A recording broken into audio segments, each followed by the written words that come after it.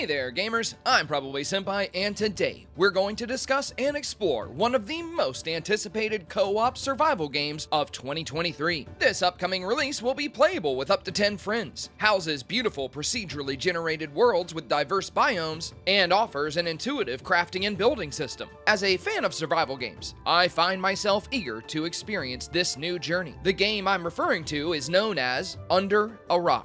UnderARock is a product of the 5-person indie development team known as the Nordic Trolls, and the game is slated to release for early access sometime this year. You can look for the game on PC, PS5, and Xbox Series X and S. But what makes UnderARock so special? Why is it such an exciting release for gamers like you and I? Well, for quite a few reasons, and we'll be discussing them all in this video. Before we begin, I'd like to mention that I'm a small full-time content creator, so pressing the like button can make a huge difference for me. Also, consider subscribing for more UnderARock content such as release information, updates, and future gameplay. With that out of the way, let's dive into today's video. The information in this video has primarily been sourced from the official UnderARock Discord server. With that said, it's important for me to mention that the game has not yet released for early access, and some of the information here is subject to change. Let's start this overview by properly defining UnderARock and breaking down the plot and objective of the game. Nordic Trolls defines UnderARock as follows: a procedural, open-world, cooperative survival craft game set in a cute and colorful world. A primitive but dangerous place with a different evolutionary path. Here, wildlife is oversized, Neanderthals exist, and curses are real.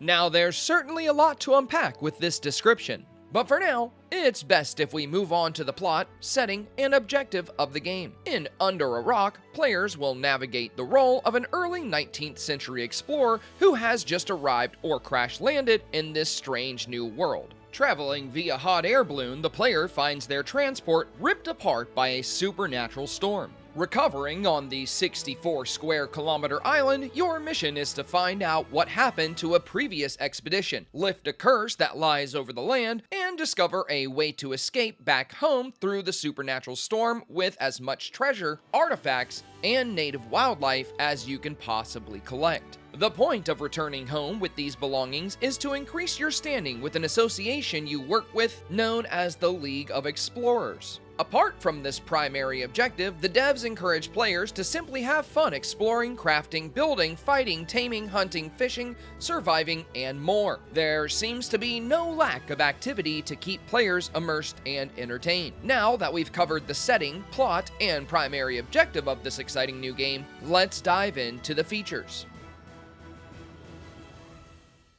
We'll start with the world design.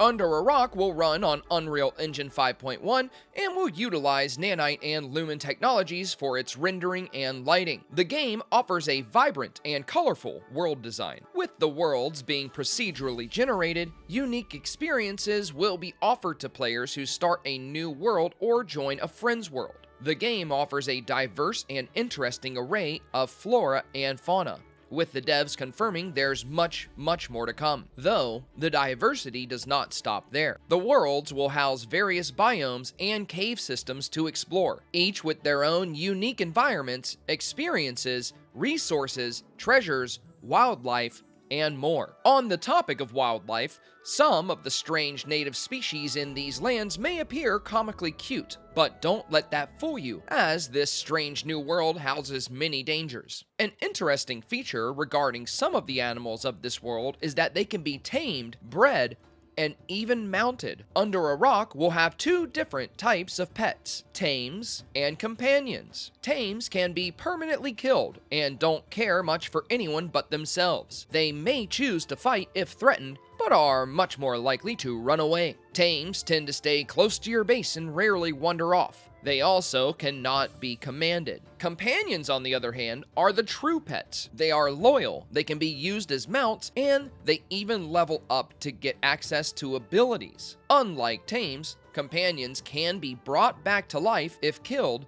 and they respond to simple commands. Another part of this unique and exciting pet system is breeding. Newly bred pets will always begin as tames, and these tames can even be traded among players. Players can choose to keep certain tames and work to make them into companions. Breeding can lead to interesting combinations in terms of looks, abilities, strengths, weaknesses, and tiers. It's currently unknown how high pet tiers can climb in UnderARock, but what is known is that the breeding can only produce tames from Tier 1 to Tier 3. Anything beyond Tier 3, such as Tier 4 or Tier 5, will have to be caught and tamed in the wild. The number of tames and companions a player can have will depend on their skill level in animal handling. This brings us to our next topic. We've discussed the plot, the world, the animals, but we haven't discussed much about you, the player. Let's start with character design. UnderARock boasts an intuitive and detailed character design system that offers a wide array of options, features, appearances, and more. So, for gamers that like to immerse themselves into the action by making their avatar resemble them, or players who just like to have that creative expression, you're in luck. The character design features in UnderARock look strong, diverse, and rewarding. Though, the customization certainly does not stop there. Through the game's leveling and progression mechanics, players will have the freedom to use their XP to build a character that suits their playstyle. UnderARock will include a light RPG system with attributes, skills, and abilities. Attributes are traits such as might, vitality, and toughness, and will affect things like melee damage, carry weight, max health, health regen, and so on. Skills will come in 3 categories. These categories are combat, survival, and crafting. Combat skills affect your proficiency with weapons. Survival skills impact movement mechanics such as running, jumping, and swimming. Crafting skills affect things like hunting, mining, cooking, and building. Abilities, the last of the 3, will be represented by passive buffs. Each ability will have 3 levels and are unlocked by gaining knowledge. Based on what I've read in the UnderARock Discord server, this system sounds very similar to the mutation system we've seen in the game Grounded. Now, there is a lot more to UnderARock's light RPG system, but I can't cover it all in this one video. The primary purpose of today's video is to introduce you to the world of UnderARock and explain why I think the game has incredible and exciting potential. If you'd like to see a video diving deeper into everything we currently know about attributes, skills, and abilities, be sure to let me know in the comments below. For now, let's keep moving forward. Our next topic will focus on the overall gameplay found in UnderARock. We'll discuss both the combat mechanics and survival mechanics you can expect in the game. Much like the previous topics, I'll simply be skimming over the details. UnderARock will have 2 primary styles of combat: close quarters combat and ranged combat. Players will be capable of delivering light attacks, heavy attacks, and charged attacks with both of these primary combat systems. Similar to other games, weapon types will deal specific damages such as blunt, piercing, and slashing damage. Of course, this means certain enemies will likely be resistant to and/or weak against these damage types. Status effects such as bleeding, dazed, and crippled will also be present. On the defensive side of the combat spectrum, players will be capable of 3 primary defensive techniques: parrying, dodge rolling, and blocking. Further, certain attributes, skills, abilities, and gear can directly limit the amount of damage a player receives. Of course, defending yourself doesn't always work as intended, and many players may find themselves outmatched. So,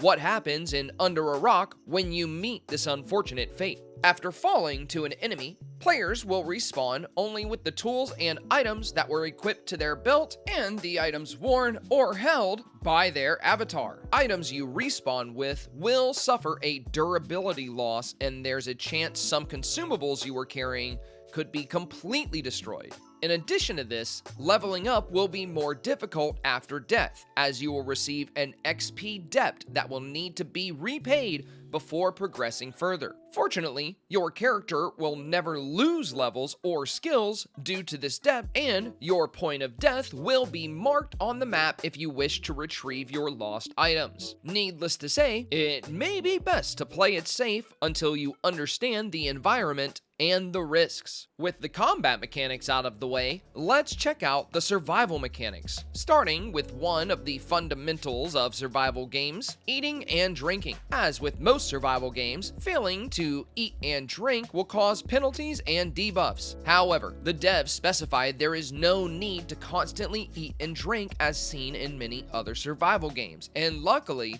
food does not spoil.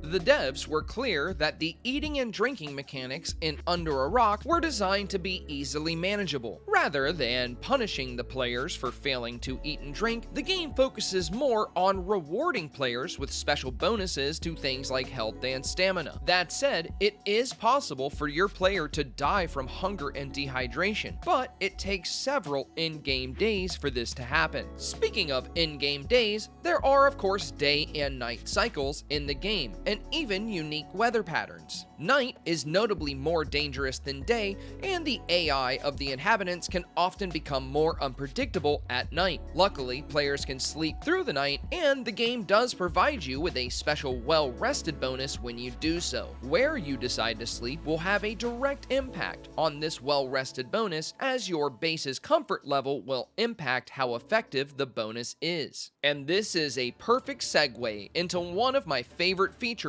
of any survival game, the base building mechanics. UnderARock boasts two separate build modes that players can switch seamlessly between. The first, default mode, places solid structures directly if you have the necessary resources on hand. The advanced building mode allows you to pre-plan your base construction and allows for you and your friends to build it together by inputting the necessary resources. Essentially, you'll be able to lay out blueprints for the entire build and design it before having all the resources on hand. Now, one of the biggest hindrances in survival games is the dreaded loss of a base or home upon an attack or assault. Nothing stings more than pouring hours, days, or even weeks into a build just to see it utterly decimated down the road. Luckily, UnderARock has a great solution to this dilemma. Entire bases or camps can be saved as a blueprint. If the worst were to happen, bases can be easily repaired or replaced without the painstaking process of designing the base once again from scratch. The devs even plan to make these blueprints shareable among players. So if you like a base build that your friend did, they'll simply be able to pass down the blueprint to you. Bases in UnderARock can be designed to be comfortable homesteads or well-defended fortresses. The player holds full creative control, and there's a wide variety of furniture and decor, with the devs planning to add much more. Players will also have the freedom of building wherever they want, for the most part. There are very few rules about where you can or cannot build. On the ground, in the trees, inside caves, and even underwater are all options to consider when constructing a base in UnderARock. Overall, the game looks incredibly promising. Between the beautiful art style, the wildlife, the combat mechanics, world exploration, diversity, and creative freedom when choosing your base or homestead, it seems reasonable that UnderARock continues to generate more and more excitement. If you enjoyed today's video, be sure to press that like button and subscribe for more UnderARock news,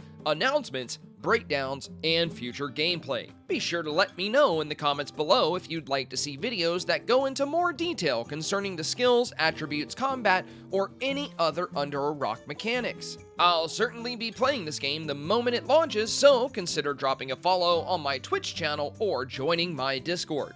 I'll leave the links to both in the video description. As always, thank you so much for your time today, and good luck on your gaming journeys and adventures.